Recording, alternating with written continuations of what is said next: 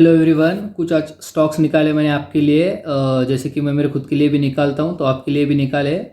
उसमें कुछ swing trades है, कुछ इंट्राडे है। तो स्टॉक्स कैसे निकाले कि कुछ इलेक्ट्रॉनिक सेक्टर के है, कुछ बैंकिंग सेक्टर है, कुछ एनबीएफसी सेक्टर है, कुछ ऑटो सेक्टर्स है, कुछ एफएमसीजी सेक्टर्स है। तो ऐसे एक दो स्टॉक्स लिए तो टोटल 8 स्टॉक्स है, जिसमें से कुछ स्विंग ट्रेडिंग के लिए है, मतलब जो जिसके टारगेट में भी एक हफ्ते में 10-15 दिन में अचीव हो सकते हैं। और इंट्राडे के लिए मतलब इंट्राडे मतलब डेली के लिए, ठीक है। तो सीधा स्क्रीन पे आते, स्क्रीन पे देखिए ये हैवेल्स का स्टॉक है, इलेक्ट्रॉनिक सेक्टर का ये। तो अगर आप यहाँ पे देखोगे तो एक अच्छा खासा अपसाइड मोमेंटम किया है इसने मार्च लॉकडाउन के बाद में। अपसाइड मोमेंटम के बाद यहाँ पे एक रेंज में फंसा हुआ है। तो ये रेंज का फ़ायदा अपन कैसे उठा सकते हैं ये देखिए। तो अभी ये अपसाइड मोमेंटम के बाद यहाँ पे जो रेजिस्टेंस था अब जो सपोर्ट बन चुका है, तो ये अपसाइड मोमेंटम के बाद ये फिर से सपोर्ट पे आया है और ये जोन में वो कंटिन्यूसली ट्रैवल कर रहा है, ठीक है। तो अब देखिए यहाँ से बाउंस आया अपसाइड मोमेंटम, यहाँ से बाउंस आया अपसाइड मोमेंटम, फिर से यहाँ से बाउंस आया अपसाइड मोमेंटम, ठीक है। तो एक मिनट इसको मैं बैक कर लेता हूँ। तो यहाँ पे देखिए अभी ये सीधा स्ट्रेट फॉल आया, यहाँ पे एक हैमर टाइप कैंडल बनी है, फिर एक अपसाइड मोमेंटम, अभी रिटेस्ट हो चुका है, फिर से ये अपसाइड मोमेंटम करने की कोशिश कर रहा है यहाँ पे। तो हम क्या कर सकते हैं, अभी छोटे टाइम फ्रेम पे चलते हैं, 1 मिनट रुकिए। हम क्या कर सकते हैं, 15 मिनट्स में चलेंगे। अगर यहाँ पे देखोगे आप तो ये वाला ब्रेकआउट भी आ चुका है, ठीक है। एक फॉलिंग वेज टाइप या पोलन फ्लैग टाइप बोल सकते हो, तो ये ब्रेकआउट भी आ चुका है। तो कल मार्केट अगर बुलिश खुलेगा मंडे के दिन तो आप ज़रूर हैवेल्स को देखना, बाय कर सकते हो आप 1000 एंड 1005 रुपीज़ के अराउंड। टारगेट आप आराम से अचीव कर सकते हो। पहला टारगेट रहेगा 140 का, 1040 मार्क कर देता हूँ। 1040 का पहला टारगेट रहेगा और सेकंड टारगेट रहेगा ये जोन जहाँ से मार्केट फिर से रिजेक्ट कर रहा है।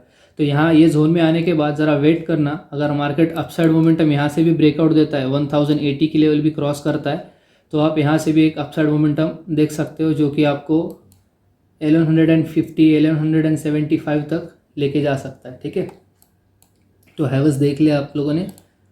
अभी देखते हैं आरबीएल बैंक, वो भी स्विंग ट्रेड में ही है, ये भी काफ़ी अच्छा स्टॉक है ये। तो अभी देखते हैं आरबीएल बैंक, ये भी काफ़ी अच्छा स्टॉक है।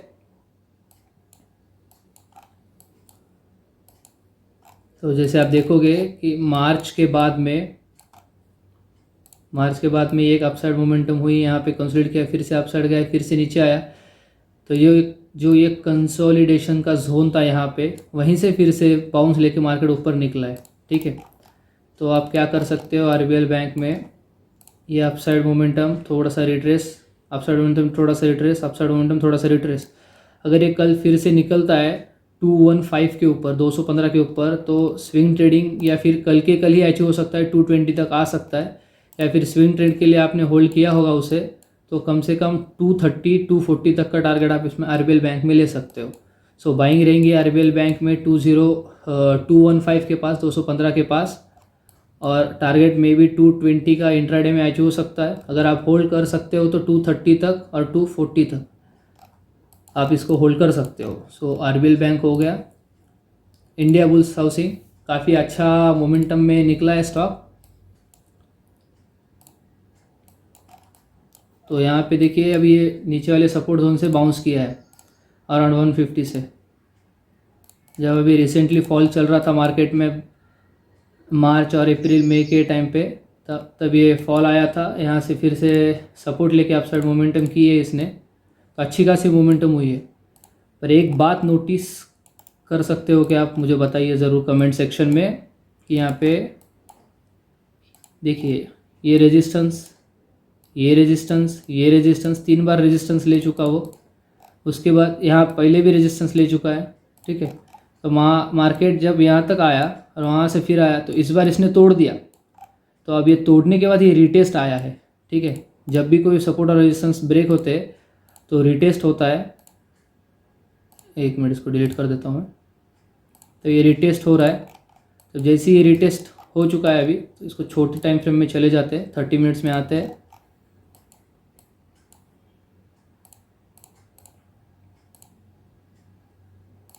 तो ये ब्रेकआउट भी आ चुका है, ठीक है। तो आप इसको 275 के अराउंड बाय कर सकते हो for the target of, I tell you wait.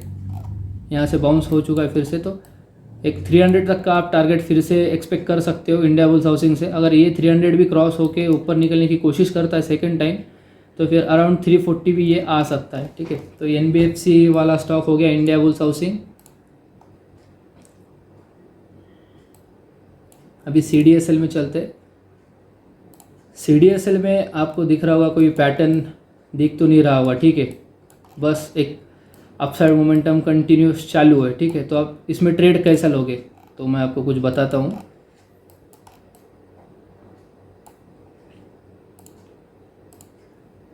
ये कुछ की मूविंग एवरेजेस है, ठीक है।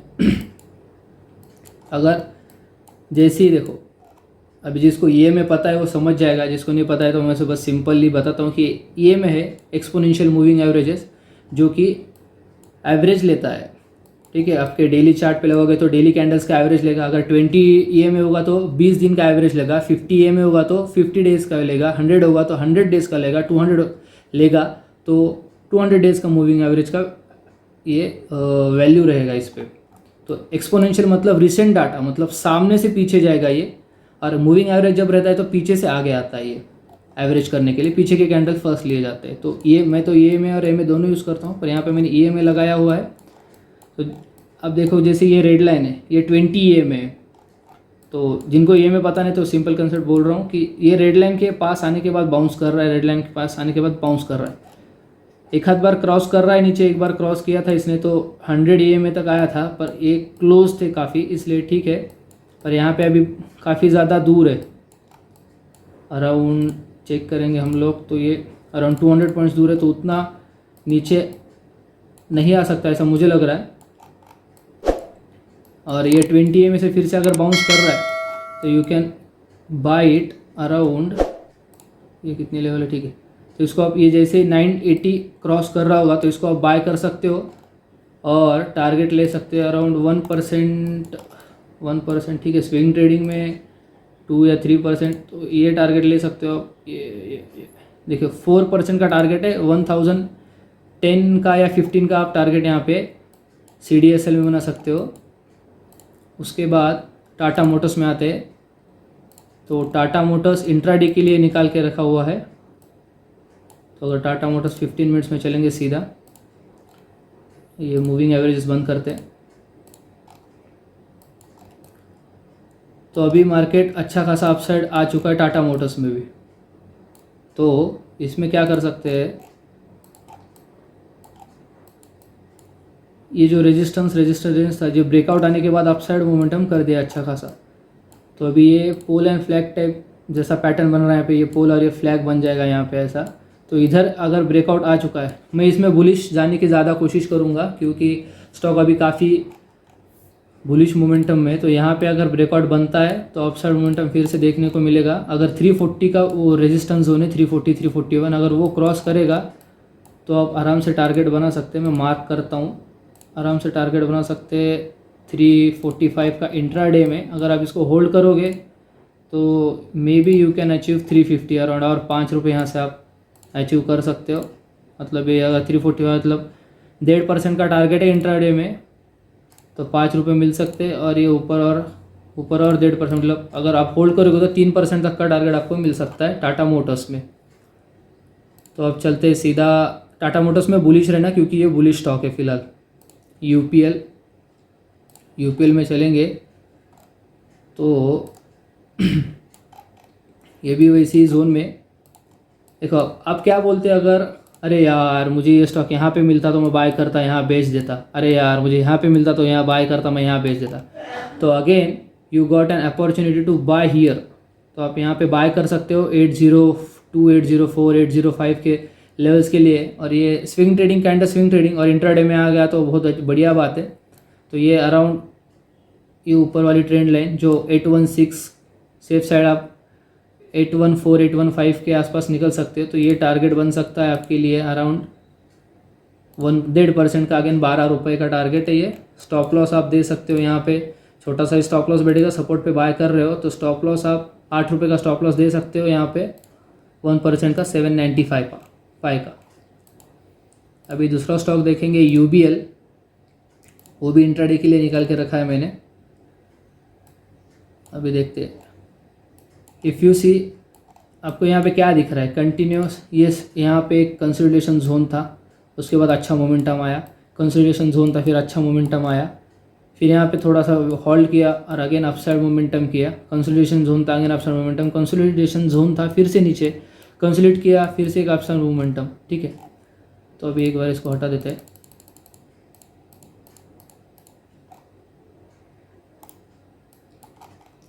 तो अभी ये एक रेजिस्टेंस सपोर्ट जोन बन चुका है, जो रेजिस्टेंस था। ठीक है, 1318, 1380 रुपये का। अगर ये नीचे क्रॉस कर रहा है तो ये लॉन्ग टर्म जो ट्रेंड लाइन है, यहाँ पे बताता हूँ,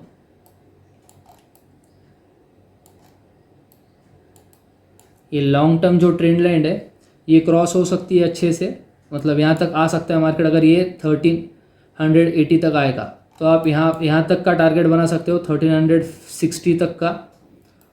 और अगर ये लॉन्ग टर्म ट्रेंड लाइन से फिर से सपोर्ट लेगा तो ये सपोर्ट जोन देखते हैं अपन, ये सपोर्ट है अराउंड, हाँ, तो 1355 से 1360 तक का सपोर्ट है ये। तो ये जोन से फिर से आप बाय कर सकते हो फॉर द टारगेट ऑफ 1400, यहाँ तक का टारगेट ले सकते हो। इंट्राडे के अंदर भी अगर अचीव हो गया तो ठीक है, नहीं तो स्विंग ट्रेडिंग में भी मिल सकता है। इंट्राडे के लिए आप यहाँ पे शॉर्टिंग के लिए सोच सकते हो, और आपको बुलिश साइड जाना है, बाइंग के साइड जाना है, तो आप वेट करना ये ट्रेंड लाइन पे। अगर कोई भी 15 मिनट्स की candle upside green candle close करती है तो आप यहाँ पे फिर से बाय कर सकते हो यूनाइटेड बेवरेजेस को। फिर चलते हैं, आखिरी स्टॉक है गोदरेज FMCG में से। तो ये भी एक अच्छा खासा अपसाइड मोमेंटम करके डेली कैंडल अगर अपन इसकी देखेंगे तो ये अच्छा खासा गैप अप खुले हुआ स्टॉक है, ऊपर गया, फिर से अपसाइड मोमेंटम यहाँ पे देखोगे आप, तो यहाँ पे गैप अप खुला, उसके बाद ऊपर, फिर ये नीचे, ये ब्रेकआउट आने का अपसाइड मोमेंटम। तो सेम काइंड ऑफ पैटर्न में भी फॉर्मिंग हियर, ये फॉल आया, फिर यहाँ से एक ब्रेकआउट दे सकता है। ठीक है, अगर सीधा चलते 15 मिनट्स के चार्ट में, तो अगर यहाँ पे देखोगे आप तो ये अभी ये सपोर्ट जोन है। सबसे पहले ये 860 रुपये का जो एरिया है, ये सारा सपोर्ट जोन है, तो यहाँ से मार्केट बाउंस करने के ज़्यादा चांसेस है। So I am bullish in this stock because it is already in bullish mode. तो ये थोड़ी सी रिट्रेसमेंट है सपोर्ट के बाद, जब भी रेजिस्टेंस ब्रेक होता है तो रिट्रेस करने आता है, और जो रेजिस्टेंस ब्रेक हो गया है वो सपोर्ट बन जाता है। तो यहाँ से बाउंस कर चुका है। अगर ये लेवल क्रॉस होती है 875 के ऊपर अगर निकलता है ये ट्रेंड लाइन क्रॉस करके, आप देख लेना चार्ट पे, और आपके चार्ट पे मार्क कर लेना या लिख लेना नोटबुक में। अगर ये 875 क्रॉस करता है तो आपको आराम से 880 फर्स्ट टारगेट बना सकते हो आप, ये लेवल्स का, ये रेजिस्टेंस का टारगेट बना सकते हो आप, ये वाला एक। उसके बाद 890, 885, ये नहीं, ठीक है, 890 का एक टारगेट बना सकते हो। ये स्विंग ट्रेड में अचीव हो सकता है 890, और इंट्राडे के लिए 880 तक आप यहाँ पे अचीव कर सकते हो। ठीक है, और अभी तो स्टॉक ख़त्म हो गए।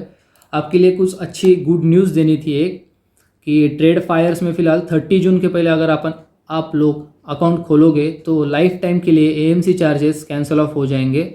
सो जो हर क्वार्टरली लगते हैं, जैसे ज़ीरोदा में लगते हैं कुछ 80-90 रुपये 4 महीने बाद चार्जेस लगते, तो वो चार्जेस हमेशा के लिए वेव ऑफ हो जाएंगे अगर आप ट्रेड फायर्स, मैं लिंक डिस्क्रिप्शन में डाल दूंगा ये वीडियो के, तो आप ज़रूर अकाउंट वहाँ पे खोलना। अच्छा प्लेटफॉर्म है, काफ़ी इजी है, और ज़ीरोदा के वैसे ही ज़ीरोदा अपस्टॉक जो मैंने पहले वीडियो बनाया उस तरीके का ही सिंपल प्लेटफॉर्म है। So you can open your account there.